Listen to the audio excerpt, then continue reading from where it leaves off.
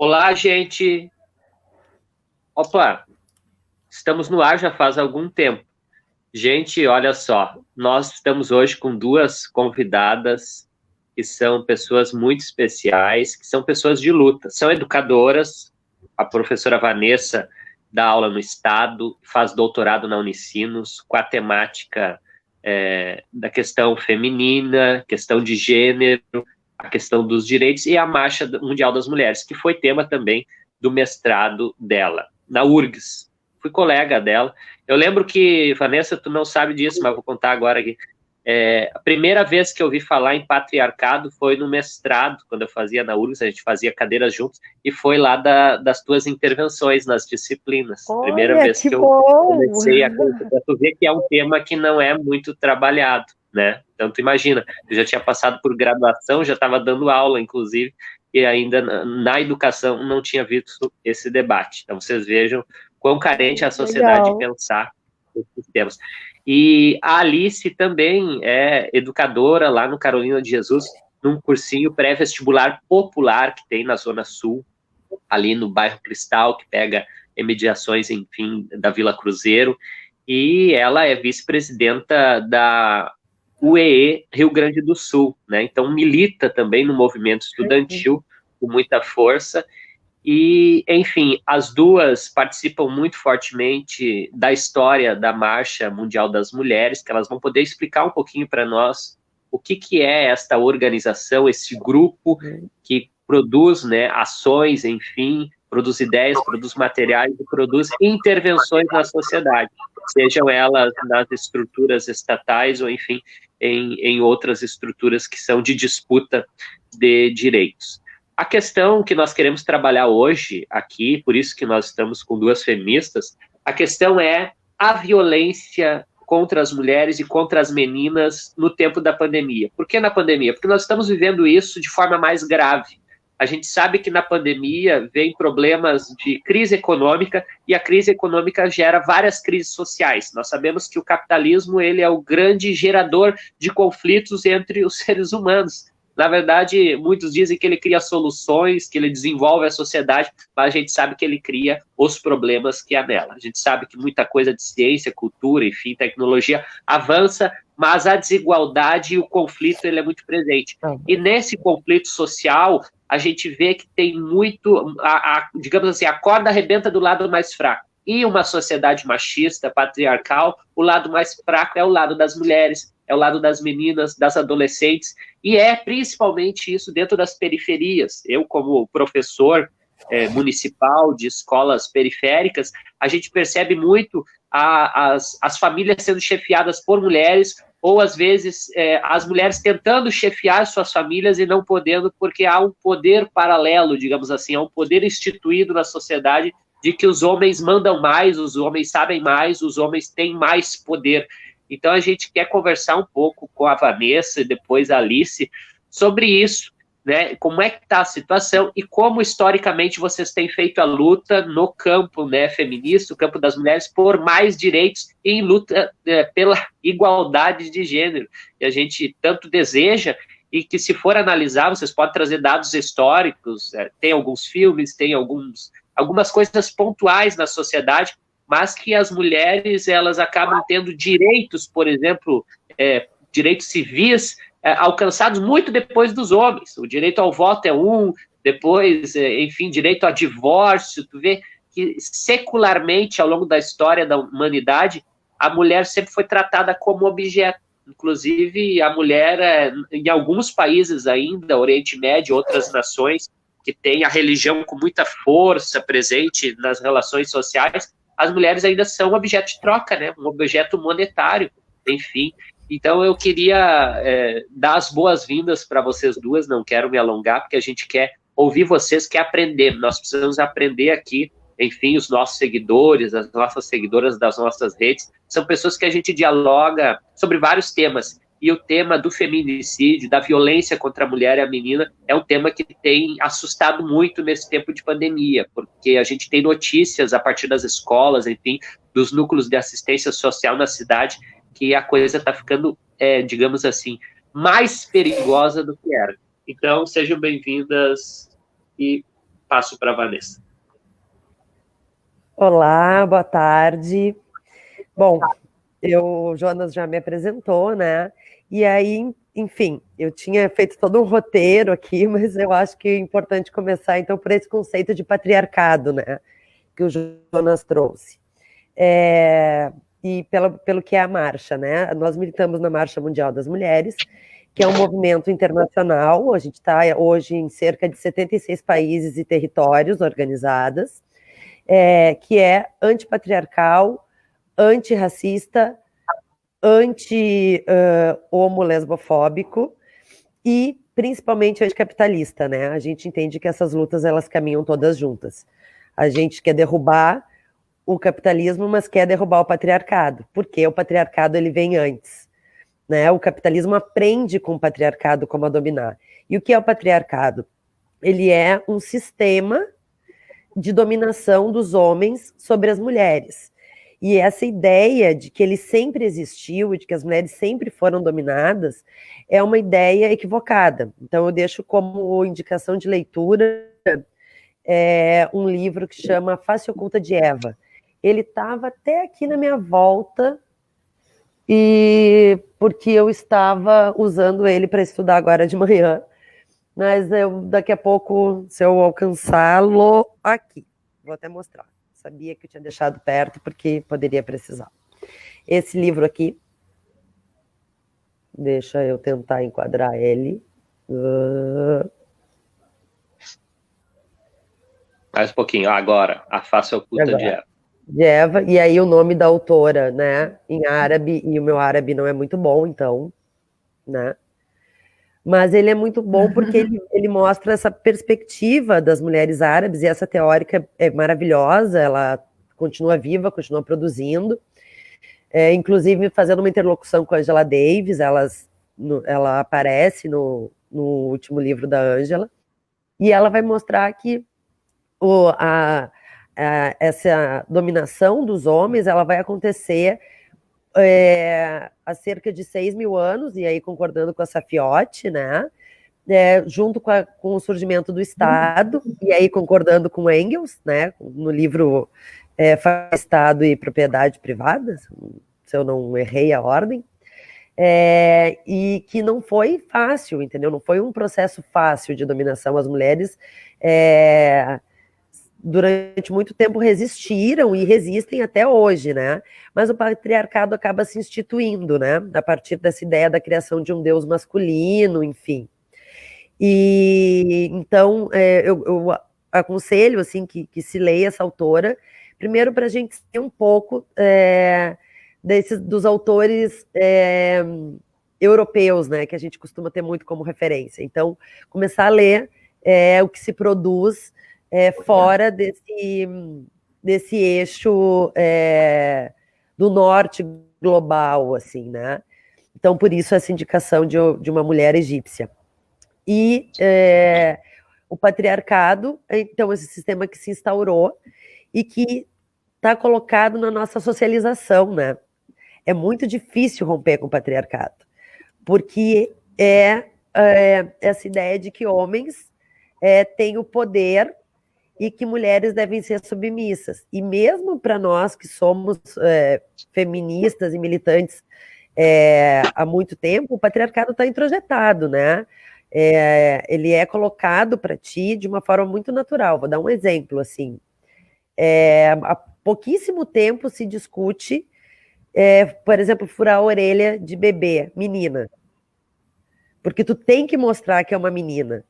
Essa discussão é super nova, né? Eu tenho um filho de 24 anos, e eu lembro que quando meu filho nasceu, provavelmente se ele tivesse nascido menino, eu teria furado a orelha dele, né? Porque tu precisa colocar ali que é uma mulher.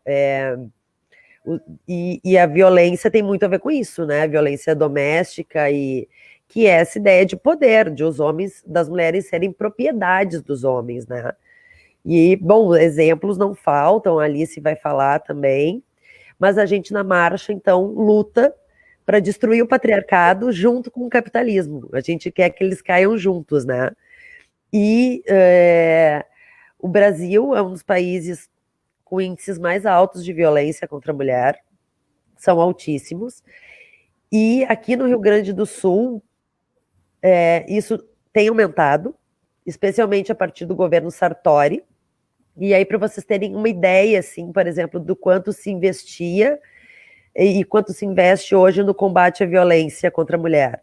A gente tinha no governo anterior ao Sartori uma cifra de 10 milhões, nós tínhamos a SPM, que é a Secretaria de Políticas para Mulheres, e com um orçamento de 10 milhões, R$ 73.313,89. Hoje, no governo Leite, a gente tem 20 mil. Olha a diferença. Então, tem 20 mil reais para fazer combate contra a violência. Isso é nada, porque a gente precisa manter casa-abrigo, a gente precisa, né, essa mulher, se ela tem que sair de casa, não tem para onde ir, a gente precisa, o Estado, né, deveria fornecer uma casa-abrigo para onde ela possa se abrigar, ela e os filhos, na impossibilidade de ficar na casa. Nós tínhamos funcionando super bem durante muito tempo que teve até o nome da Vânia, me fugiu agora, me ajuda, Alice. O centro de referência. Os centros de referência, onde as mulheres podiam buscar ali o primeiro atendimento, e ali era feita todo o encaminhamento, né, a respeito da violência que ela estava sofrendo, porque é importante lembrar que a violência, ela não é só física, ela é patrimonial, ela é moral, então o xingamento é violência, proibir de sair de casa, violência, tem uma, né, desqualificar a mulher é violência. Então a gente tínhamos cartilhas, distribuição de cartilhas em todo o estado, né? Então, assim, aquilo que é destinado hoje para o combate à violência contra as mulheres é irrisório, né? Não tem como dar conta, né, do que a gente vive de violência. Para a gente ter, assim, uma ideia de números. No Brasil, a cada 4 horas, 600 mulheres são agredidas. 600 a cada 4. Um dia tem 24 horas. Então, faz a conta de quantas mulheres são agredidas, né? E ainda tem gente que diz que o patriarcado não existe, né? Assim, então, se não existe, existe o quê, né? Porque é isso, as mulheres ficam na situação de violência muitas vezes porque o homem é o provedor, ou não é só a questão financeira, né? Um agressor, isso é importante que a gente ressalte, um agressor, ele não é agressor o tempo todo. Ele é um ciclo, né? Ele demonstra afeto, ele é carinhoso, ele demonstra qualidades, que é o que mantém a esperança dessa mulher de que um dia esse lado vai prevalecer sobre o lado violento, né? Se fosse só violência, nenhuma mulher ficaria, mas todo homem que violenta, de qualquer uma dessas formas, né, seja física, psicológica, moral, ele não faz isso o tempo todo, né? Então, assim, há uma esperança sempre daquela mulher de que esse homem vai mudar, ou de que essa que ele fez, de que não vai se repetir, vai acontecer, né? Só que não vai. E o que é o patriarcado? É justamente esse poder que os homens têm de fazer isso e saírem impunes. Porque a Lei Maria da Penha é bastante recente. A lei do feminicídio, que tipifica, né, a morte de mulheres por serem mulheres como feminicídio, é muito recente. Então, os homens têm muito poder nessa sociedade. Imagina, estupro. A gente tem 11, a cada 11 minutos um estupro, né? Então, assim, isso é um país... É bom lembrar da Dilma como presidenta. As pessoas se sentiram confortáveis em fazer um adesivo que simulava uma violação sexual no carro para abastecer, né? Então, tu tem que estar num lugar de muito poder para poder fazer isso com uma mulher, e com uma mulher que é chefe de Estado, né? Então, não sei se me fiz entender bem sobre o que é o patriarcado e sobre o que é a luta da marcha, mas isso, a gente luta para mudar esse mundo. Mas para mudar o capitalismo também, porque o capitalismo explora o trabalho das mulheres, explora a vida das mulheres, explora o território das mulheres, né?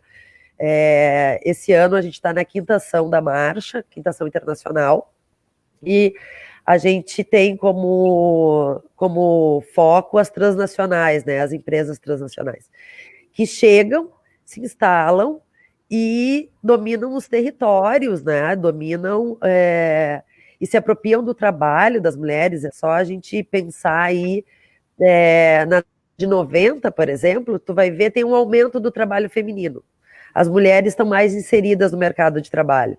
Mas aí tu vai ver porque são trabalhos mais precários. São setor de serviços, então precariza o trabalho, e aí nesse trabalho precário se põe mulheres. Aí tu vai olhar os dados, não, mas as mulheres no neoliberalismo tinham mais acesso ao emprego fora de, né, o trabalho fora de casa, o emprego formal. Mas é um emprego precário. E seguem com a jornada de trabalho doméstico em casa, né? Então, a gente luta para mudar todo esse cenário, né? Para construir um mundo de igualdade entre homens e mulheres. O que não é nada fácil, né? E ontem mesmo eu comentava com um amigo que tem um número que não bate, né? Todas as mulheres que nós conhecemos já foram, de alguma forma, violentadas. Seja por ouvir algo ou realmente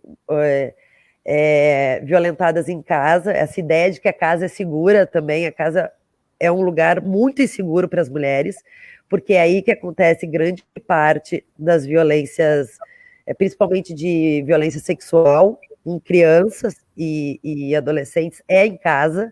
A violência doméstica é dentro da casa. Então, a casa não é um lugar seguro para as mulheres, a rua não é um lugar seguro, então não há lugar seguro, né, para nenhuma de nós. Só que muito, tem um número que não bate, porque se todas as mulheres que eu conheço sofreram algum tipo de violência, mas nenhum homem que eu conheço violentou, esse número não está batendo. Porque eu só conheço caras legais, né? Então, assim, os caras legais também fazem isso, né? E os legais, aqueles que a gente... Então, o patriarcado também mascara isso, né? Não, fulano jamais faria isso. Isso é loucura da cabeça da mulher, porque ele é um cara legal, ele socializa com a gente, ele inclusive defende o direito das mulheres. Mas é que é um número que não bate, entende? Assim, não tem como bater.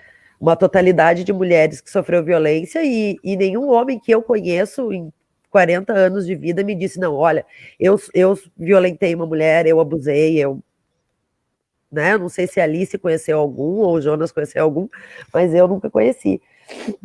Então, isso é uma sociedade patriarcal, né? Homens se sentem livres para fazer isso. Porque eles têm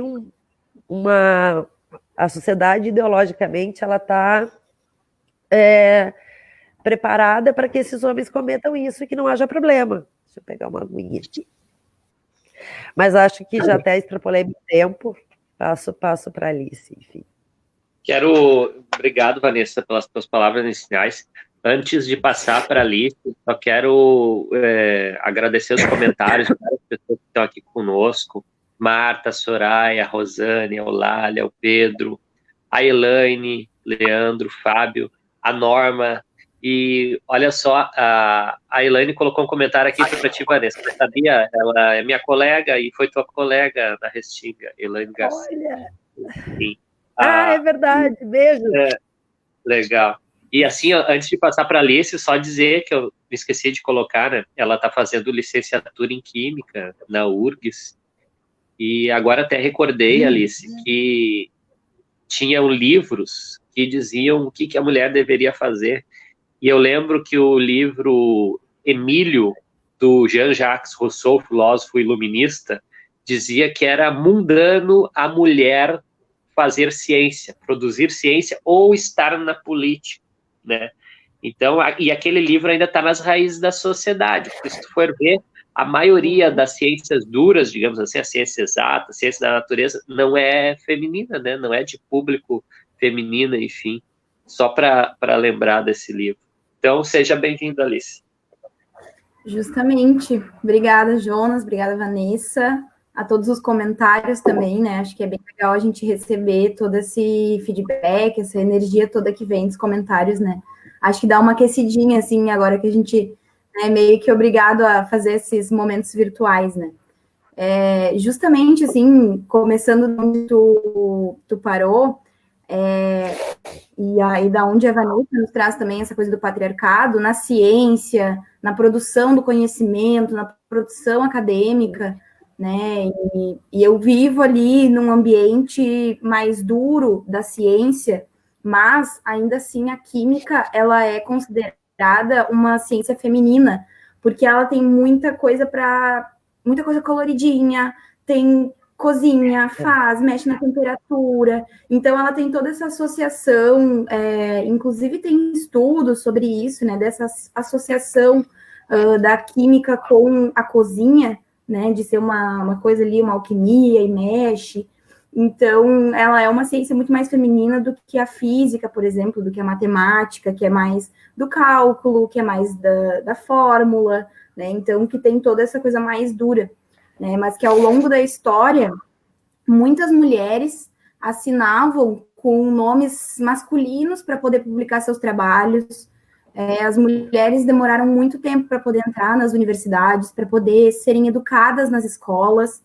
Então, isso demorou bastante tempo para que as mulheres pudessem entrar em diversas estruturas da sociedade, como, por exemplo, no clero, né, que é uma coisa super antiga, dessa coisa pastoral e religiosa. As mulheres demoraram muito tempo, né? Tem algumas religiões que até hoje as mulheres têm os seus locais bem fechadinhos, né? Bem certinhos, que podem ou não podem.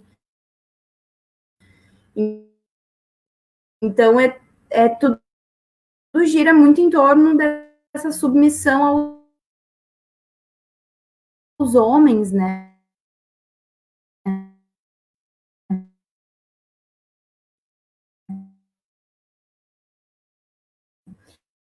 Então, inclusive, a gente tem a única mulher prêmios nobres, né, que é a Marie Curie, que fez estudos sobre radioatividade e comandou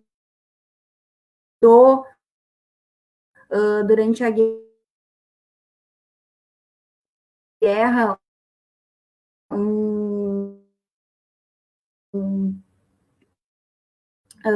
foi chefe das ambulâncias, né? Então ela dirigia ambulâncias para salvar as pessoas com os raios-x, que ela foi descobrindo ali. E ela só foi aceita na comunidade parisiense de ciência muito tempo depois de serem reconhecidas, muito tempo depois, né? Então ela era negada de participar como se ela não tivesse mérito. Né? Deixa eu só que tem hoje da ciência, que é o topo, o prêmio topo da ciência, enfim, das outras áreas que existe o prêmio Nobel. Alice. Então, reafirmar 10 vezes, 20 vezes mais do que os homens para estar no espaço, né? E lá no fundo, às vezes não aconteceu nada, mas a gente tem pensa isso, né? Lá no fundo a gente está pensando nisso, tipo, eu preciso fazer, eu não posso deixar fundo. É muito aberto, né? Ele é totalmente, é uma lupa que se coloca ali, que baliza o comportamento, todas. Tá falhando. Oi. Deixa eu só ver uma coisa. Vanessa, abre teu microfone para nós, faz favor, Vanessa.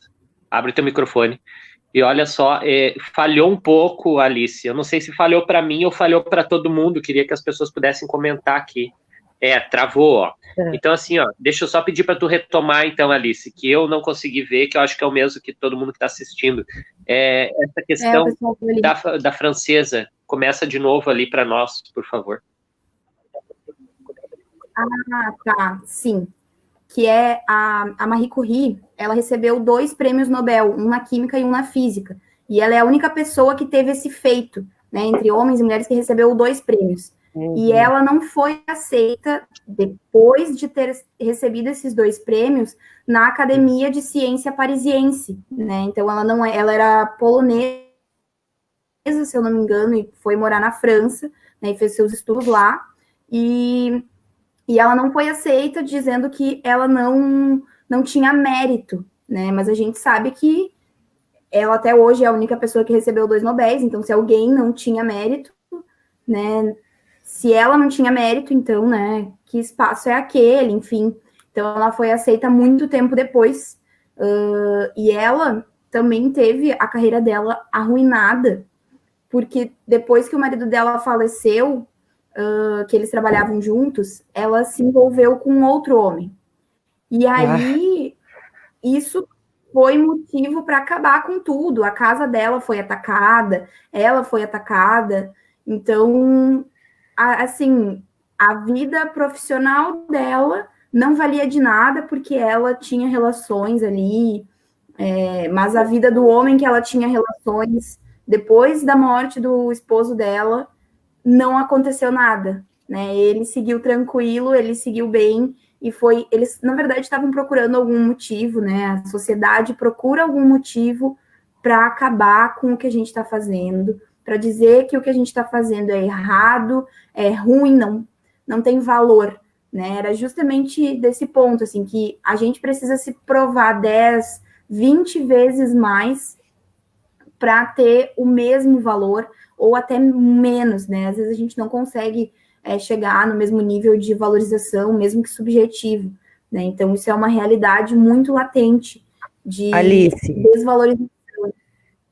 Alice, se tu me permite, assim, disso que tu tá falando, eu passei por uma coisa na Unicinos agora, que eu acho que é muito exemplo, né? Assim, nós estávamos construindo o dicionário Paulo Freire, e tinha um homem falando sobre um conceito do Paulo Freire que faz referência ao Marx. E é um conceito que eu domino bem, eu e uma outra colega, porque é um conceito que a gente usa muito, enfim.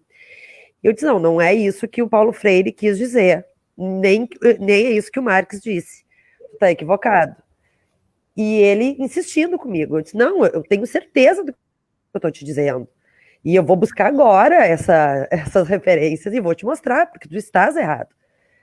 Quando nós saímos, ele olha para mim e diz assim, tchau, moça brava. Aí eu fui obrigada a perguntar para ele, se eu fosse um homem, tu me consideraria uma pessoa com domínio de conhecimento sobre algo, uma pessoa que domina um conceito, ou um homem brabo? Né? E isso aconteceu agora, 2019. Então, tu imagina com a Courrier, né, ou com outras mulheres. Isso aconteceu num programa de pós-graduação entre doutorandos. Imagina o que não acontece, né, num lugar em que, teoricamente, estamos em pé de igualdade e, né, teoricamente e academicamente, e um homem se sentiu confortável para me dizer isso. Para mim ainda, né? Olha o perigo. Para mim, ele disse isso. Então, imagina o que outras mulheres não passam ou escutam. Mas, enfim, era só para exemplificar. Assim. É isso aí, né? A gente vê na prática coisas que acontecem desde sempre, né? Há anos. Então, essa figura colocada para nós mulheres, né? E quando ela não é seguida, ela é vista como uma afronta, assim, né? De quem tu pensa que tu é para dizer alguma coisa, se eu tô certo ou se eu não tô certo. Quem tu pensa que tu é para ter uma opinião, para ter conhecimento, para ter referência, né? E isso é incrível, como é muito mascarado, né? Como, inclusive, no pensamento dos homens, e até às vezes de nós mulheres, isso é muito mascarado, né? não achar que é isso que tá fazendo, né? Não, mas eu não tô fazendo isso contigo porque tu é mulher, né? Mas o fundo é esse, porque não tem explicação, porque se fosse com um homem, a resposta seria outra, a reação seria outra, né? Seria de outra forma. E quantas vezes, né, a gente fala uma coisa, vem um cara, fala a mesma coisa, e aí fez sentido. E aí todo mundo entendeu. E aí nós mulheres não nos fazemos entender, e daí a gente não consegue falar de forma nítida, e a gente se atrapalha. Então, é uma criação de uma cultura, né? Então, e é essa coisa assim que tu trouxe dos dados não baterem, né? Isso é, assim, o exemplo disso, né? Porque a gente, nunca que um homem vai assumir, né? A não ser que, enfim, teve uma denúncia, né? Nesses casos mais graves, assim, que a coisa fica muito expressa, e ainda assim, né? Tem homens que continuam negando, assim, acho que quando a gente olha para o mundo mais que aparece na televisão, né, pessoa mais famosa, essas coisas ficam super explicitadas, né, quando elas acontecem no cinema, isso tem muito, né, de acontecerem casos de violência, de abuso, né, e continua sendo negado, enfim, e quem sai do papel dos países, né, quem sai da TV, quem sai do cinema, são as mulheres. Então, esse é o espaço que nos é colocado, né, de submissão, é um espaço que é colocado, que já vem pronto, que é quem cuida, né, que é quem faz o cuidado, e aí vem sempre aquelas justificativas, mas é que eu não me dou muito bem com essa coisa de lavar louça, aí tu tá fazendo coisas fora de casa. Ah, mas é que eu não me dou muito bem com essa coisa de ter que falar com cada pessoa, de ter que escrever, né? Ah, tem que fazer uma relatoria, não é comigo, né? Tu escreve tão bem, a tua letra é tão bonita. Então, são algumas coisas que vão se sentindo, né? E que são mascaradas, e que vão acontecendo, e a gente que acaba segurando o piano, né? E, mas eu toco bem o piano, então deixa que eu vou tocar, né? Eu penso muito, eu tenho várias referências, eu posso escrever esse texto para ser assinado com o meu nome, mas tu faz a ata que aparece nada, né? Então, são algumas coisas contraditórias e que são centrais, né? E é uma coisa que é a nossa política da marcha, né? Que tu trouxe muito bem nessa, e enfim, né? Dos movimentos feministas, que é esse comprometimento em romper com essas estruturas, né? E tem que ser também o compromisso de todo o movimento social, misto, homens, mulheres, né? Da gente romper com isso, da gente identificar esses tipos de violência, esses tipos de opressão, né, e de repetição desse patriarcado, e a gente romper com isso, né, porque a gente não pode se dizer anticapitalista e não ser antipatriarcado, né, então são dois sistemas que se retroalimentam, e o capitalismo aprende muito dessa estrutura patriarcal para unir as mulheres, e o patriarcado, né, ele se mantém quando a gente tem uma estruturalista que oprime as mulheres e que deixa as mulheres, de fato, à mercê, né? Então, eles acabam se retroalimentando. Então, um não existe sem o outro, né? Então, a gente precisa romper com o patriarcado para romper com o capitalismo. A Lilith então, quer participar. É isso. Legal. Gostou do debate, ela? Olha só, gente, eu queria colocar aqui algumas coisas do imaginário social, bem assim nessa linha de vocês, que as coisas não são nítidas, mas elas vão acontecendo. E, não, isso aqui e tal. É como se fosse parte de uma cultura natural e uma cultura social que não precisa ser corrigida, não precisa ser transformada em outra cultura. Então, eu lembro muito, porque eu a vida inteira estudei em escola pública e de periferia, tá? Da Zona Sul, enfim, e dou aula também na Zona Sul, na Restinga, que é um bairro bem popular, é um bairro bem com uma baixa renda, né? Como é que se diz, a per capita, a renda per capita baixíssima, que é um salário mínimo e meio para uma família de 4, 5 pessoas. E essas famílias, elas são geralmente a sua origem étnica é afrodescendente. Ou seja, a gente sabe que a Restinga ela surgiu desse negócio de empurrar as periferias para longe do centro, que eram comunidades na década de 60 que moravam ali perto do Arroio Ipiranga, enfim, ali na Cidade Baixa ali, que era a zona para onde foram jogados os negros depois do fim da abolição da escravatura. E depois, na década de 60, com a ditadura, o vereador hoje, Reginaldo Pujol, era o secretário da habitação, enfim, da época, da estrutura que tratava da habitação, e o cara, claro, a gente sabe que ele é da ditadura, ele jogou o povo para a Restinga. E o que acontece hoje? Hoje, na Restinga, tu tem a maioria com essa renda per capita baixa, são famílias chefiadas por mães negras. Então, você veja que a questão racial e a questão de gênero, elas são, digamos assim, enfraquecidas mais. São mais enfraquecidas, são mais frágeis diante dessa lógica social nossa, que não é uma lógica assim, eles estão falando agora 2020, não tem isso aí. Essa coisa que elas estão falando, todo mundo, as mulheres estão na universidade, não tem mais isso, porque as pessoas vão dizer assim, né, não, já conquistou, as mulheres têm o voto, imagina, teve uma presidenta mulher, mas aí tu vai olhar a história da presidência do Brasil, só teve uma mulher, e a presidência do Brasil vem. Nós já estamos, digamos, nós já transitamos em 3 séculos de república. E sofreu um golpe, não conseguiu completar o segundo mandato. Então a gente vai analisando e vendo que há um discurso minimizador. Há um discurso, não, deixa disso, aqui na academia, que é o que a Vanessa colocou, não, aqui na academia é todo mundo igual, aqui todo mundo fala, todo mundo faz. Mas, na verdade, se tu for olhar, não. Porque sempre quando o poder da ideia, ele não consegue convencer, o poder do argumento é um argumento frágil, se vai usar da força cultural, de um gênero que já está instalado, como o gênero que tem mais poder, o gênero que pode mais. Então, é uma coisa, às vezes, quase incontestável, porque é difícil, assim, a gente percebe na fala da Alice e da Vanessa que, inclusive, pessoas que se dizem, não, eu entendo de feminismo, eu sei, eu respeito as mulheres, mas, na verdade, tu vai ver as práticas, elas são contraditórias, como a Alice colocou. Mas eu queria usar aqui algumas frases, eu comecei falando da questão de que eu estudei em escola pública a vida inteira. Então, assim, eu tinha uma frase que existia muito, olha só, tu parece uma mulherzinha. Isso os guris usam muito. Isso a gurizada usa até hoje. Tu é muito mulher. Ou então, assim, sabe que tem o bullying na escola, tem a violência na escola, a física, a psicológica, e aí tu sabe que tem aquelas brincadeiras de tapa, aquelas coisas todas entre os meninos, e aí tem uma frase que eu lembro muito, e que ela é presente ainda hoje, que é assim, fulano Beltrano gosta de apanhar igual mulher. Ele é igual mulher, gosta de apanhar. E tem uma outra frase... Isso, tem essa frase também, mulher de brigadiano. Aí tem mais uma terceira frase que é assim, que é também do bullying de gênero.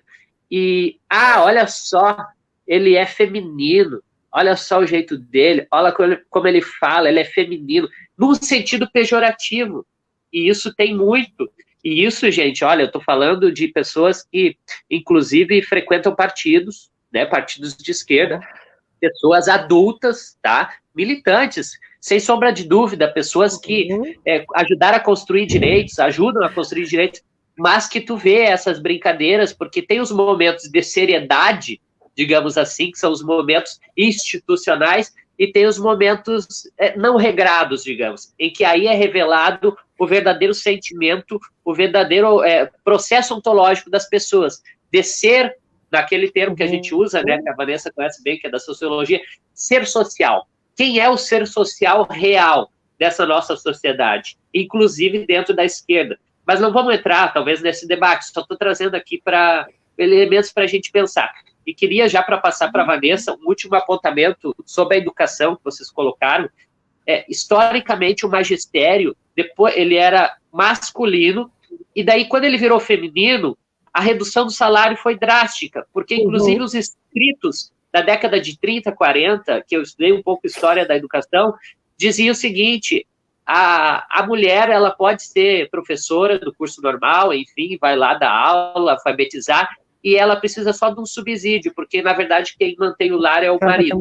Então, na verdade, o magistério começa a ser visto não como uma profissão de alguém que vai executar, seja homem ou mulher, mas como algo de doação, de vocação da mulher que acolhe a criança, que ela é amorosa, que é ela que está preparada para ser a mãe, para ser a pessoa que cuida do lar. E isso vem lá daquele livro que eu falei para vocês, e tem outros tantos, mas o Emílio Rousseau, que é um livro que me intriga muito, porque são 5 capítulos, e só o último capítulo fala da Sofia. A Sofia é a mulher do Emílio, só que é a mulher objeto, é a mulher que não vai participar da sociedade iluminista, ela não vai participar da política, ela não vai participar dos direitos do homem. Né? E aquilo ali vai falar só dos direitos do homem. E um dos direitos do homem é ter uma mulher no lar que cuida dos filhos, cuida dos idosos, enfim, organiza a família, é afetivo. Enfim, não quero monopolizar também, são alguns elementos para pensar e passo para vocês.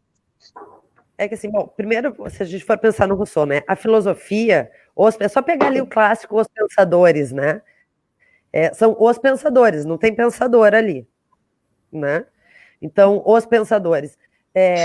O Rousseau era um machista, entendeu, e eu me lembro assim que a primeira vez que eu li Rousseau, que eu li o Contrato Social, enfim, nossa, eu achei o máximo aquilo, né, depois, claro, eu fui me dando conta que esse contrato, na verdade, nunca existiu, mas, né, no meu primeiro contato, nossa, que cara legal, enfim. E aí depois tu vai ver que é isso, o cara escreve Emílio, mas ele não educou o próprio filho, ele abandona o filho.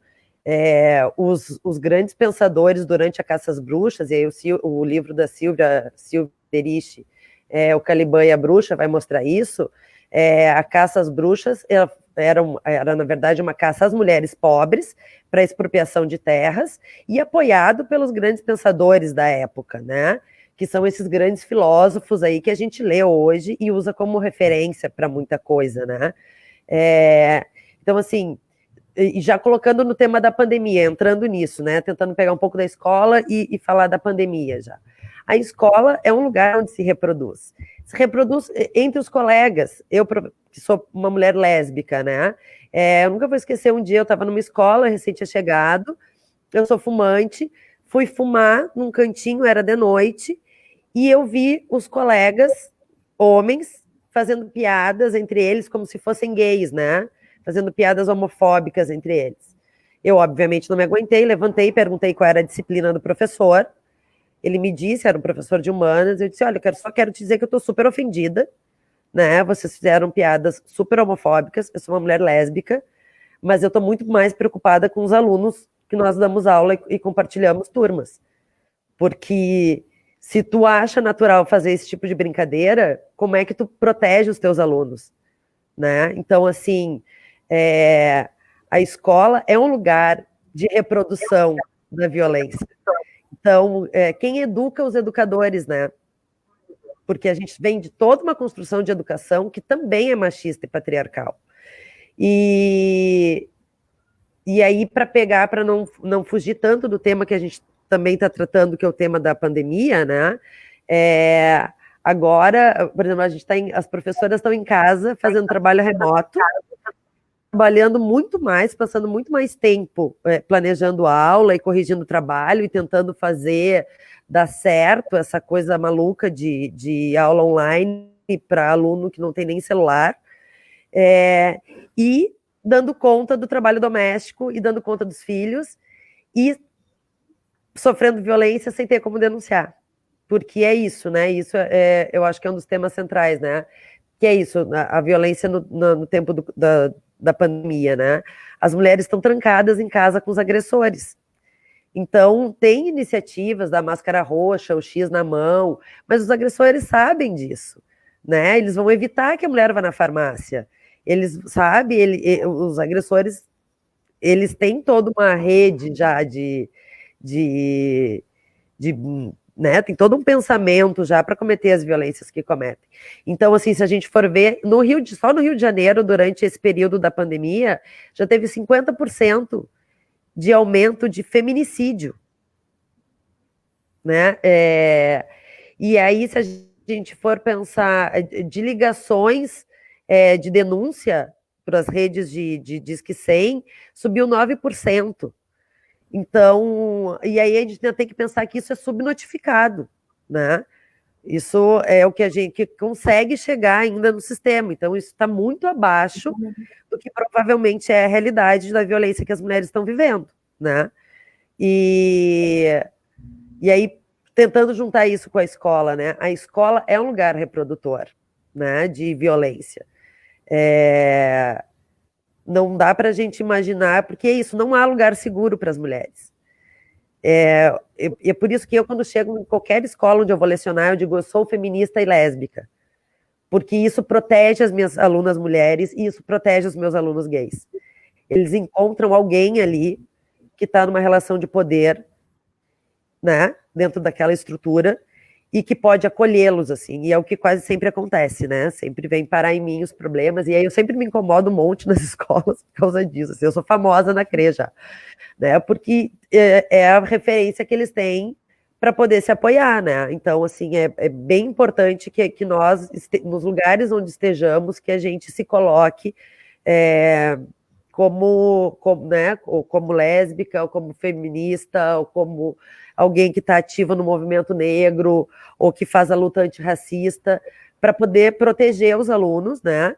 E desses tempos de pandemia é angustiante, porque eu também fico pensando os meus alunos trancados em casa com pais abusadores, né?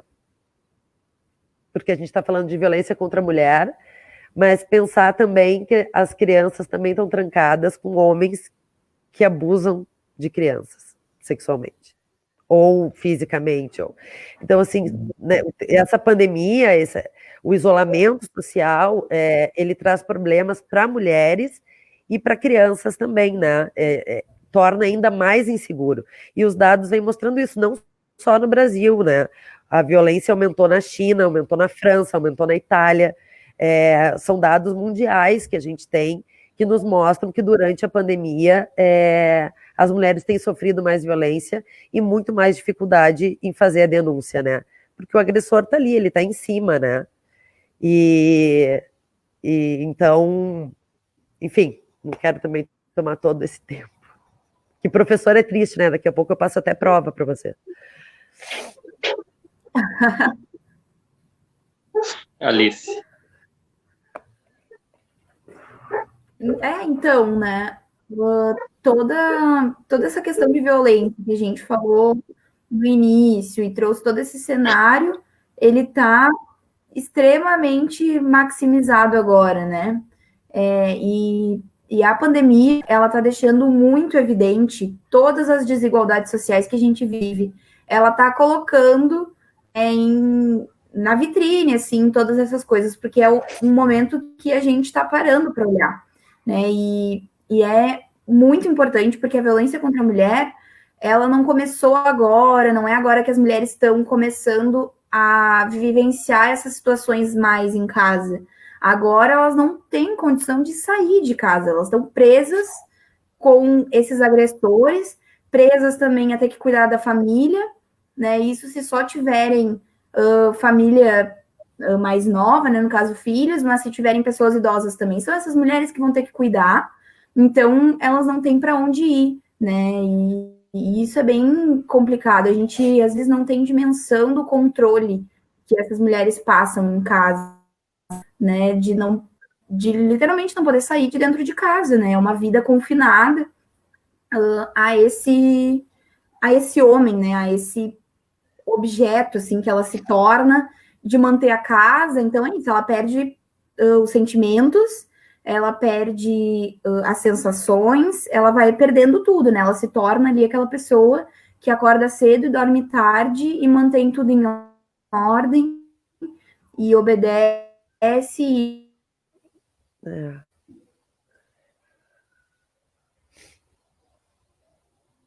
Eu acho que travou a Alice. Travou, né? Alice, travou um pouquinho. Vamos ver se volta. Travou, Alice. Nós não estamos te ouvindo. Bem, enfim, enquanto não volta a Alice, eu vou ler alguns comentários, tá? Olha só. O Luiz Borba coloca o seguinte: claro, o machismo é tão enraizado culturalmente porque é estrutura social. O Fábio coloca: a miséria ficou muito mais visível com a pandemia. A Norma coloca o seguinte: máscara roxa ridícula, essa campanha ajuda o agressor e não a vítima, disse bem a Vanessa. A Rosane coloca que na literatura do século XIX as mulheres, aquilo que vocês falavam, tinham que criar pseudônimos para poder escrever. Leandro Rodrigues: são mais de 2 milênios de dominação patriarcalista, afinal, qual o gênero de Deus? Logicamente, deusa é a gênero, mas a imagem que recebemos é do Deus do Michelangelo, um senhor de barbas longas e cabelos brancos. A companheira Isis coloca o seguinte: esse é o grande discurso machista branco, de que o espaço já foi cedido. Porém, os obstáculos para que não se chegue à equidade são constantes. A professora Elaine: nós somos reféns de uma cultura opressora, encravada na construção do subjetivo de meninas e meninos que vão nos tirando a capacidade de identificar onde somos cadastradas para a vida plena, principalmente para as escolhas da vida profissional. Não sei, conseguiu voltar, Alice? Deixa eu só interromper, porque eu já tinha conversado com o Jonas que eu não conseguiria ficar até o final, né? Então, assim, quero me despedir, dizer que vou continuar assistindo vocês daqui, mas vou precisar sair da live, né? Mas agradecer ao Jonas pelo convite, dizer que, porque assim, na verdade, eu tô com febre e bastante resfriada, né? E eu tomei agora vários remédios, enfim, o meu corpo pede que eu, 1 hora falando, assim, foi o limite do corpo. Mas eu não tenho histórico de atleta, né? Não tenho acesso à cloroquina, então eu tô tentando me resguardar da melhor forma, assim, né? Mas vou continuar aqui assistindo vocês. E alguém perguntou ali qual é o canal, então, para fazer a denúncia, né? A gente tem o Disque 100 e tem sempre a delegacia da mulher, né? O ideal é que, para se conseguir sair para fazer a denúncia, vá para a delegacia da mulher, né? E não para uma delegacia comum, porque é o lugar onde está mais, onde é especializado e onde tu vai ser atendida por uma mulher, enfim, né? E tentar ir, de repente, tu tem uma amiga que entenda um pouco mais de Maria da Penha. Eu, sempre que eu sei de algum caso, eu vou junto para me certificar de que o BO vai ser bem feito, né, enfim, porque no nervosismo e no pavor também algumas mulheres não conseguem sequer descrever exatamente a violência que sofrem, né. Mas eu deixo um beijão, um agradecimento a vocês e dizer que eu vou ficar daqui se eu não capotar de tanto remédio que eu tomei. Mas tá que bom. Eu sigo aqui, tá? E me chamem sempre, porque eu adoro. Valeu, obrigadão, Valeu. Beijo. Beijo, Nessa. Olha só, Alice, tinha travado a tua voz, tua fala, e aí eu queria que tu retomasse, porque realmente travou, e aí a gente começou a ler uns comentários até que voltasse o sinal. Se puder retomar, é importante. Tá, não, é isso aí, né? A gente vê como a internet, ela nos boicota às vezes, né? Mas, então, justamente eu estava falando desses casos, né, e do como é importante a gente colocar as saídas e os lugares onde as mulheres podem pedir ajuda. Então, são esses Disque 100, né, e acho que é sempre importante conseguir as medidas protetivas. E aí, tem ali no site da da Coordenadoria Estadual da Mulher, do Tribunal de Justiça do Estado, e ali ele tem um violentômetro, né, que são a quantidade de casos que chegaram até essa coordenadoria, enfim, que ela conseguiu gerenciar esses dados, né, então a gente sabe que já tem uma subnotificação, mas é muito assustador que desde janeiro nós temos mais de 56 mil medidas protetivas colocadas de mulheres, né, então é um dado que ele é muito alto, e ele está, espero, né, que as mulheres tenham conseguido denunciar muito mais, mas a gente sabe que muitas vezes a nossa justiça ela não dá fim a esses casos, né, então as mulheres se sentem muito acuadas porque elas vão ter que voltar, né, para a vida que elas viviam ao redor desses homens, né, na volta desses homens, e eles vão estar ali, a gente, né, vê inúmeras vezes as ameaças, né, principalmente as crianças também, num sentido de que a mulher volte, né? Quantas mulheres também são mortas por seguirem a vida. Então, acho que isso serve não para assustar as mulheres de denunciar, mas para que a gente tenha medidas cada vez mais que vão na raiz do problema, cada vez mais sérias, né? Acho que a Vanessa trouxe ali no início os dados de valores da Secretaria de Mulheres do Estado, né? Então, começou um desmonte no governo do Sartori e agora no governo do Eduardo Leite está pior ainda, né? A gente já não tem mais uma Secretaria de Mulheres do Estado, a gente também não tem uma Secretaria de Mulheres qualificada aqui no município de Porto Alegre, né? E a Elisa trouxe ali que ela é coordenadora adjunta, né? E como não dá conta, né? E precisa de medidas e a gente precisa de seriedade nesse cuidado com esses dados, porque isso não é uma situação qualquer, não é um boletim de ocorrências qualquer, né? Isso tange a vida das mulheres, né? As mulheres continuarem vivas e conseguirem seguir, né? Então isso é muito complicado porque entra nesse sentimento de posse, né? Então é importante que essas mulheres tenham medidas mais permanentes, porque esses homens vão voltar à tona na vida delas, né? E às vezes, se ela não tem alguém do lado que apoia, se ela não tem alguém do lado que dá essa força dela continuar, muitas mulheres, por medo, por chantagem, acabam voltando, né, a estar junto dos seus agressores, né, e acho que isso é importante que a gente não olhe para essas mulheres, principalmente se elas estiverem na nossa volta, né, forem do nosso entorno, com um olhar de julgamento, né, essa coisa do, então voltou porque gosta de apanhar, voltou porque gosta daquela situação. Não, né, ela é uma série de fatores que mexem no psicológico dessa mulher, e ela acha que o mais seguro, de fato, é estar ao lado desse cara, porque estando longe, a vida dela está em risco, né? E de fato está. E então é importante que a gente dê subsídios para as mulheres seguirem firmes nas suas denúncias, que elas não retirem as denúncias, né? E que elas consigam, de fato, viver longe desses agressores. Mas uma coisa que é muito importante e que é transformadora da sociedade, né? Que é justamente a pauta, né? Que é teu carro-chefe, por ser professor, e, enfim, minha e da Vanessa também, por sermos professoras, educadoras, é transformar a sociedade, né? É acabar com esse patriarcado, e a educação é a grande ferramenta dessa transformação, né? Lá na escola, como tu bem trouxeste, os casos, né, ali, as falas bem clichês, assim, faz isso que nem mulherzinha, joga bola que nem mulherzinha, faz não sei o quê. Então, esses pequenos casos vão tornando esses homens em homens agressores, em homens violentos, em homens que, de fato, acham que têm poder em cima das mulheres. Então, a educação, ela é fundamental, né? Inclusive, tivemos uma vitória desse mês, né, agora sancionada nessa semana,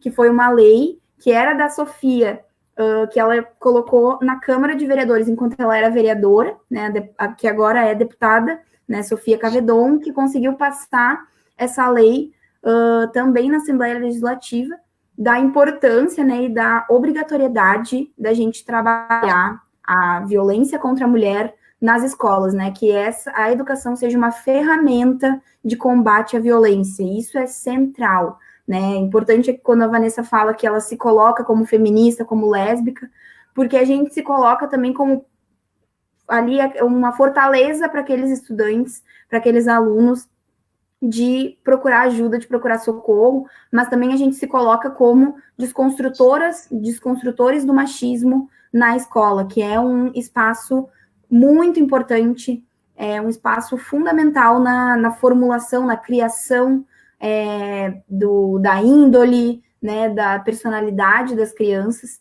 e muitos meninos se tornam super violentos porque eles veem isso em casa, porque eles sofreram violência. Então, é um ciclo vicioso, né?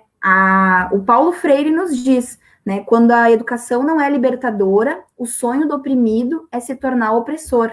Então, se a gente não tiver uma educação libertadora nas escolas, e nas universidades também, porque esses sujeitos passam pela universidade ou por todos os espaços em que eles vão passar, a gente vai estar vendo cada vez mais se formarem opressores, né? Porque quando mais isso a gente vem vendo que a nossa voz vem ganhando força, os casos de machismo têm aparecido muito mais, e isso, quando a gente não tem, né, uma transformação verdadeira, quando a gente não consegue se colocar enquanto sujeitos que estão para desconstruir as suas crenças, a gente tem um fechamento disso, né? Então, é bem como tu falaste, às vezes são caras de partidos políticos de esquerda que se falam antipatriarcais, que se falam antimachistas, mas acabam produzindo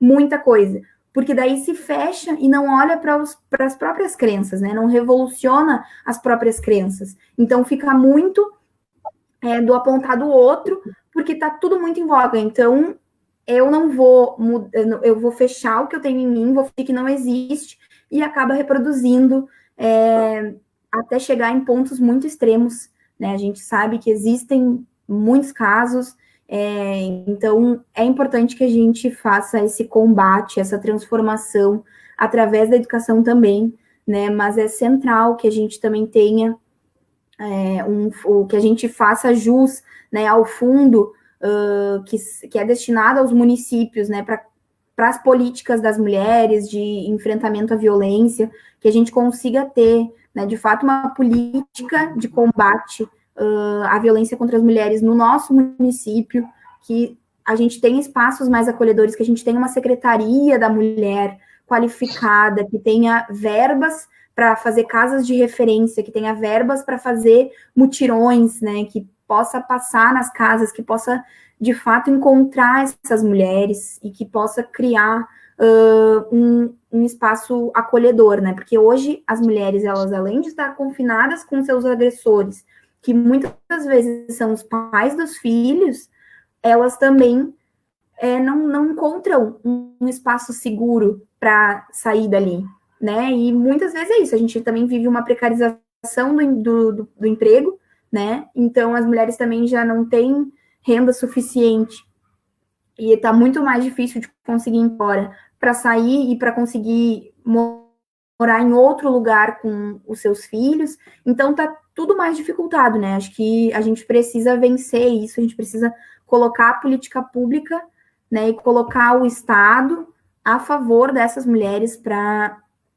suprimir essa violência, né, para transformar essas mentes e essas crenças que são opressoras, que são violentas, para que a gente tenha, hoje, os casos de violência contra a mulher diminuídos, que as mulheres tenham um acolhimento, né, e possam mudar essa realidade, mas que a gente tenha um amanhã, né, um futuro que, de fato, seja um futuro antipatriarcal, um futuro sem machismo, em que as mulheres possam viver e conviver, a gente possa ter essa igualdade de gênero que a gente chama, mas também é muito importante a igualdade racial, né? Porque a gente sabe que no quesito violência, no quesito morte das mulheres, as mulheres negras são sempre muito maiores, né? As mulheres negras sempre estiveram nos postos de trabalho informal. Então, é uma realidade que é latente. Então, a gente também não pode ser feminista sem ser antirracista, né? Então, é uma mudança de sociedade, é uma mudança de pensamento, né? E isso são valores que a sociedade capitalista tomou para si e vão incumbindo na cultura, né? Diariamente, na educação, diariamente. Então, a gente faz essa força para ser contra tudo isso, né? E para conseguir transformar essa sociedade, né? Acho que isso é muito importante, que a gente fortaleça os agentes que transformam isso, que fazem isso, e que a gente consiga também se fortalecer, né? Porque nós também podemos ser uma pessoa a dar suporte para uma mulher, nós também podemos ser uma pessoa, e devemos ser, né, uma pessoa que não deixa ninguém fazer uma piada racista, uma piada machista. Nós também depende de nós, né? Depende do Estado, e isso é central, mas nós também precisamos mudar em nós mesmas, nós mesmos, as atitudes, né, as posturas que a gente tem. Isso é central, que a gente não esconda nesses momentos as violências que a gente comete, né, os preconceitos que a gente tem, né, que a gente transforme eles, que a gente consiga buscar, né, nesses espaços de política, nesses espaços de militância, né, em espaços como a Marcha Mundial das Mulheres, espaços para a gente se desconstruir, para a gente, de fato, mudar a nossa atuação, né? Uma coisa, assim, Alice, que eu aprendi pesquisando, né? pesquisando ganha título, enfim, vira mestre, vira doutor, publica. Mas uma coisa que eu aprendi pesquisando nas políticas públicas é que quando os sujeitos se sentem produtores da política, eles defendem a política mesmo depois de encerrar os governos. Daí a importância de, por exemplo, quando os governos existem, não produzirem para as mulheres as políticas, mas produzirem junto com as mulheres. Daí, digamos, se vem um golpe ou se vem um governo de direita, essa política ela vai ter mais dificuldade de ser destruída. Eu acho que nós estamos no ano eleitoral 2020, que a gente tem que, eu tenho falado isso em vários espaços, ele tem que ser um ano pedagógico. E a gente tem que ensinar as pessoas a militar, porque nós somos poucos militantes sociais. A gente acha é que a gente faz barulho, nós estamos em tudo que é frente, tu provavelmente está em um monte de frente, está na frente feminista, na frente estudantil, está dentro do partido, está construindo isso, aquilo, enfim, está no cursinho para vestibular, a gente vai se multiplicando, só que a gente precisa multiplicar a quantidade do nós, digamos assim, nós lutadores.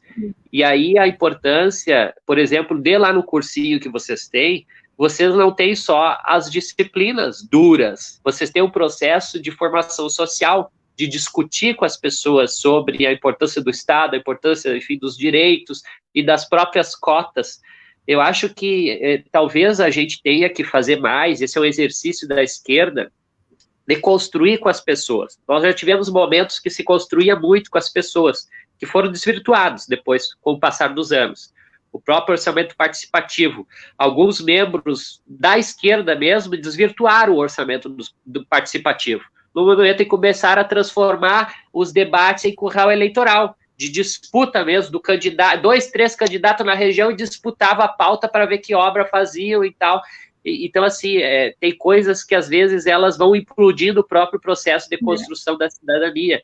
Acho que essa leitura a gente tem que fazer e trazer para o campo dos direitos de igualdade de gênero.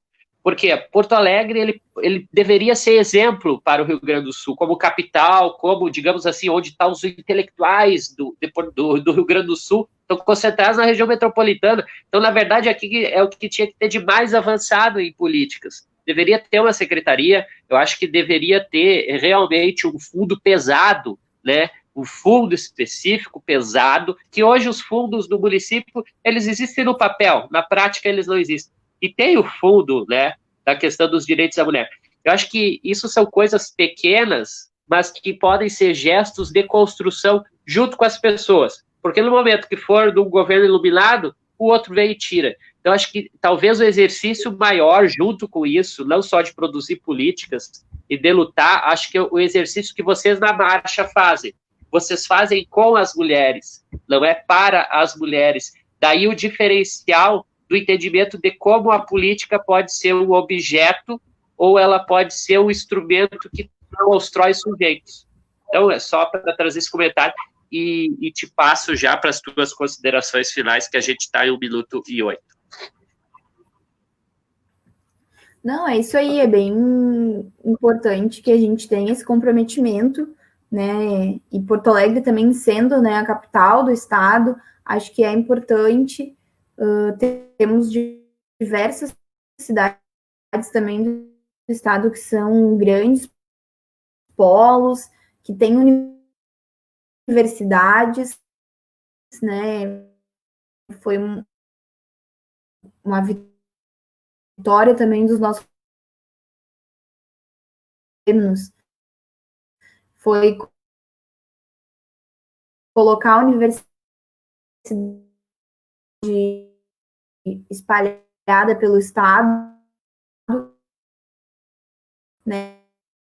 Então, acho que nós temos condições de investir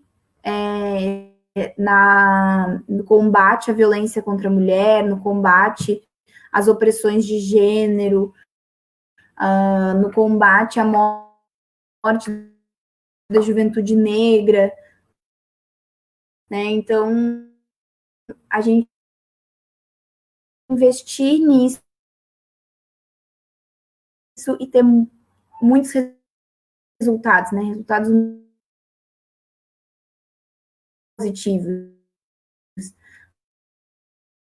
A gente tem aí e pessoas que combatem a violência, né, e as opressões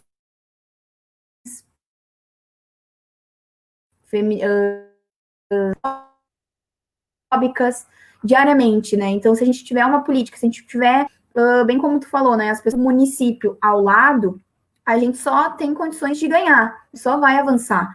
Porque é uma luta que precisa, né, desse apoio, precisa de investimento, de saber que nós não temos aonde correr, que a gente, né, tem para onde pedir ajuda, passos, para que a gente não tenha que, enquanto movimento social, tapar os buracos, né? Porque ó, aqui em Porto Alegre tem a ocupação Mulheres Mirabal, né? Que é uma ocupação que começou, as mulheres tenham para onde ir. É importante também ressaltar e parabenizar o trabalho que essas mulheres fazem na ocupação Mulheres Mirabal, e a da Delegacia da Mulher encaminha as mulheres para essa ocupação, e que sofreu pedidos de reintegração diversas vezes, né? Então é muito contraditório que o Estado, né? Então isso é muito importante.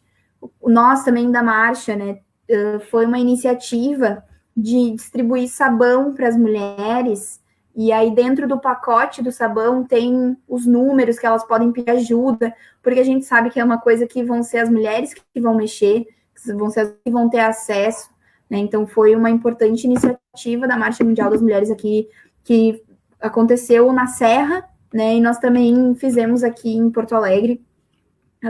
Parabéns, né, para as mulheres que tiveram essa ideia, né, e que, enfim, a gente possa replicar isso, né, acho que são maneiras que a gente vai encontrando de chegar até as mulheres, são maneiras que a gente vai encontrando de achar os furos nesse espaço que é tão fechado, que é o espaço da violência, o espaço do controle, né, então encontrando esses furos para que a gente possa transformar, né, e aí queria também indicar, assim, que a Vanessa, tu também trouxeste aí indicações de livros que falam sobre isso, né, e aí tem 2 leituras que são muito simples de se ler, né, que elas são de uma sul-africana, que é como o nome dela é mais complicado, né, eu vou ler para não falar errado, que é a Chimamanda Ngozi. Se colocar isso no Google vai aparecer, mas tem 2 livros que ela é uma feminista, né, antirracista, então ela escreve sobre isso, e os livros dela são bem pequenininhos, assim, dá para tu ler numa lida, assim, em 2 tu já consegue ler, que um é para educar crianças feministas, e o outro é Sejamos Todos Feministas, né, então ela fala justamente dessas vivências dela, e de como que ela se entendeu como feminista, né, quando que ela viu que o feminismo era importante na vida dela, e, enfim, né, para que a gente possa também transformar isso, mas é fundamental que a gente também consiga, através da educação, transformar os seres, que a gente possa transformar essa sociedade patriarcal em uma sociedade que tem igualdade de gênero e que a gente possa viver com liberdade, com tranquilidade, né, e saber que a gente vai voltar para casa vivas, que a gente vai voltar para casa ilesas, que a gente vai ter essa segurança e que a gente também vai poder estar em casa vivas e ilesas, né? Porque não é só voltar para casa, porque o ambiente de casa também é o ambiente que nos coloca sob violência, né? E sobre a opressão. Então, que a gente possa viver com tranquilidade, né? As mulheres não aguentam mais, a gente precisa transformar essa realidade, acho que a gente não pode desistir de fazer essa luta, de estar sempre na linha de frente, porque as mulheres precisam desse respiro, né, dessa tranquilidade de poder andar na rua, de poder andar em casa, de, né, ter uma vida como os homens historicamente tiveram, né, com muita tranquilidade, com todo o poder que puderam ter. Então, que a gente também possa se colocar na sociedade como seres iguais, né? Então, isso é bem importante, e é a luta que a gente faz nas nossas entidades estudantis, na UE, é a luta que a gente faz, é a luta que a gente faz nos movimentos sociais, no movimento de juventude que eu faço parte, que é o movimento Kizomba. Então, a gente, né, sempre se coloca antirracista, feminista, anti-LGBTfóbico, porque é nesses lugares em que a gente ocupa, que a gente vai transformando e a gente vai tendo melhoras da nossa sociedade, a gente vai tendo resultados, né? Então, que a gente possa seguir transformando e que a gente tenha, né, mais pessoas também como Jonas que se colocam para fazer esse debate, né, e que eu tenho certeza que vão se colocar nesse pleito eleitoral também para colocar isso muito em vitrine, né, colocar isso muito em voga, esse assunto que ele é tão importante, né, e é central e é estrutural na vida das mulheres, né, como um todo. Obrigado, Alice, e quero agradecer também a Vanessa e todo mundo que comentou, que fez a interlocução conosco, aqui estão os comentários, e pedir para todos vocês que estão assistindo, que compartilhem essa live nas redes de vocês, para que mais pessoas possam se encorajar, não só a luta feminista, mas a luta da defesa de direitos das trabalhadoras, dos trabalhadores. Eu acho que foi muito, muito, muito, muito importante trazer a Alice e a Vanessa. Por quê? Porque esse é um tema que às vezes as pessoas dizem assim, é verdade, tem que combater o machismo, mas daí não debate. É verdade, é isso mesmo, as mulheres, elas sofrem violência na periferia. E aí é uma constatação só, né? Como, o poste caiu, é uma constatação, tudo bem, daqui a pouco alguém ajeita. Eu acho que essas coisas assim que a gente diz, alguém vai fazer, alguém vai realizar, alguém vai lutar. Essa terceirização da luta, ela é complicada. E eu acho que assim, o papel da Marcha Mundial das Mulheres, ele é importantíssimo, porque é preciso incomodar, no bom sentido. É preciso tentar mexer com as estruturas, porque não é fácil uma mudança de estrutura, não é fácil, tem muito retrocesso. Hoje, por exemplo, tem o piso nacional do magistério, tá? Só que o piso nacional do magistério não é uma coisa só para a educação, é uma coisa também para as mulheres, por quê? Porque a maioria do magistério é feita por mulheres. Então a gente precisa entrar nos meandros dessas coisas.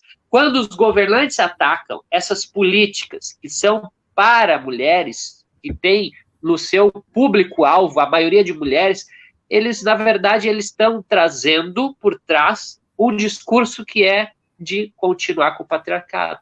É um discurso velado, é uma construção. Porque qual é o problema da nossa sociedade? É o status quo. O problema da nossa sociedade é que ela não quer mexer nas suas estruturas. O problema, por exemplo, das cotas na universidade não é porque rebaixa a universidade, esse é o papo que as pessoas colocam para argumentar, mas a verdade é porque as pessoas não querem ver um negro na universidade, não querem ver o mais pobre na universidade. E a mesma coisa com as mulheres. Os homens não querem, a maioria, com certeza, não quer precisar disputar com uma mulher um salário melhor. Ele quer ter o seu salário garantido. Na verdade, a estrutura social, ela é de competição entre as pessoas, entre os gêneros, e a gente tem um enfraquecimento histórico do gênero feminino. Eu acho que a luta que vocês fazem, ela é importantíssima, e é preciso a gente trabalhar um processo educativo. E para ter esse processo educativo, tem que ter política pública, tem que ter recurso público, tem que ter dinheiro, porque até tu encorajar uma mulher a denunciar o homem, é toda uma caminhada. Veja só, o Leandro colocou ali no comentário, século XXI tem que contrabandear informação no sabão, entende? Tem que contrabandear, por quê? Porque não tem o espaço público de debater, de construir, de entender. Eu acho que esses espaços são cruciais. A lei da Sofia, ela é importantíssima, só que ela traz agora um compromisso que é preciso, por exemplo, o CEPERS. CEPERS, eu quero aqui trazer a indicação, o CEPERS tem que fazer um circuito de debates no Rio Grande do Sul sobre essa lei. Para que ela seja implementada, porque senão, por exemplo, ela fica só a lei na gaveta. É igual, Alice, o Plano Nacional de Educação, ele está na gaveta. Ele está na gaveta, porque é preciso também os sindicatos debaterem as leis. É preciso, eu acho que são instrumentos poderosos das trabalhadoras e trabalhadores. E o sindicato dos professores do Rio Grande do Sul é dirigido por a maioria mulheres. Então, acho que é importantíssimo que esse debate seja levado lá. Se ainda não estão fazendo, eu queria sugerir que a Marcha Mundial das Mulheres entrasse em contato com a direção do CEPERS e construísse um programa de largo prazo para desenvolver isso nas escolas. Escolher algumas regiões, alguns núcleos do CEPERS, eu acho que isso é crucial, porque não só a lei, a Sofia fez uma baita luta, porque a Assembleia Legislativa hoje que nós temos, ela é de direita, ela é retrógrada e a maioria é homens. Então, assim, foi um baita avanço, tu tem a lei, agora tu tem que fazer as outras estruturas sociais cobrarem, a mesma coisa no município. Mas eu quero encerrar aqui dizendo que foi muito legal estar com vocês debatendo hoje, aprendi muito também, todos nós aprendemos, e é preciso que mais espaços sejam abertos para que se dialogue. Mesmo na pandemia, a gente tendo as coisas tristes da pandemia, nós precisamos acumular para construir vitórias. E essas vitórias vêm também na disputa do Estado. Então, esse ano a gente tem que ficar preocupado com quem são os candidatos, os governantes, enfim, e o que interesse eles representam. E a melhor coisa é ver o histórico das pessoas, ver o histórico das posturas, e aí a gente vai perceber quem é quem. A gente pode realmente ter uma noção um pouquinho melhor, sabendo que às vezes as pessoas escondem muito, né? Que é o que vocês falaram, que os dados não batem. Peraí, como é que é isso aqui, que não bate esse índice com esse outro? Mas, enfim, gente, muito obrigado, Valessa, obrigado, Alice, obrigado a todo mundo que esteve aqui conosco, e espalhem a voz da Alice, a voz da Valessa, que a gente vai estar espalhando a voz da luta feminista, a voz da luta pela igualdade de gênero e a voz da luta pelo respeito ao ser humano, porque, na verdade, é isso que se busca. Quando a gente tem um sistema que subjuga pessoas, que subalterniza umas frente às outras, é um sistema que é desumano, porque retira o direito de estar e ser no mundo com os outros em par de igualdade. Então, acho que as mulheres sofrem muito, muito, muito, muito isso. Não quero entrar em mais temas aqui, acho que a gente fica o gosto para mais um debate logo daqui para frente, para a gente aprofundar algumas coisas que a Alice colocou, que a Valessa colocou, e outras áreas também que, na verdade, precisam ser debatidas pelo movimento feminista, enfim, e que ele possa ter espaço. Tá bom, gente? Um bom dia para todo mundo. As redes também da marcha, né, estão sempre com algum material que as pessoas podem, então, se pesquisar no Facebook, no Instagram, Marcha Mundial das Mulheres, né, vai encontrar aí diversos materiais nos sites na internet também. Fica aí para a gente seguir, né, lendo, estudando e transformando. Valeu. Aí, depois, Alice, vou te pedir para botar nos comentários. Uhum. Pode repetir o final que tu falou? Da Marcha Mundial das Mulheres? Não, no final, teu agradecimento. Ah, sim, claro. Obrigada, Jonas, né, pelo convite. Obrigada, Nessa, por ter estado junto aí com um qualificado debate. Obrigada a todo mundo que nos assistiu, que compartilhou aí com a gente também os comentários, né, e foi trazendo suas opiniões. Isso é bem importante, a gente está sempre aprendendo, está sempre melhorando, né, então ter essa troca, ela é fundamental. Muito obrigada mesmo. Estou bem honrada de poder estar aqui, poder estar trocando com tantas pessoas. Uma coisa, Alice, depois eu pedi para tu botar nos comentários da live todos esses dados que tu trouxe, o site da marcha, enfim, as coisas que puder, porque daí fica aqui, as pessoas acessam e já podem ter mais facilidade. Então tá, gente, tudo de bom, um grande abraço e obrigado por todo mundo estar aqui conosco. Sigamos fortes aí na luta dos direitos que nós precisamos conquistar. E o das mulheres é um que é primeiro. É isso aí, brigadão.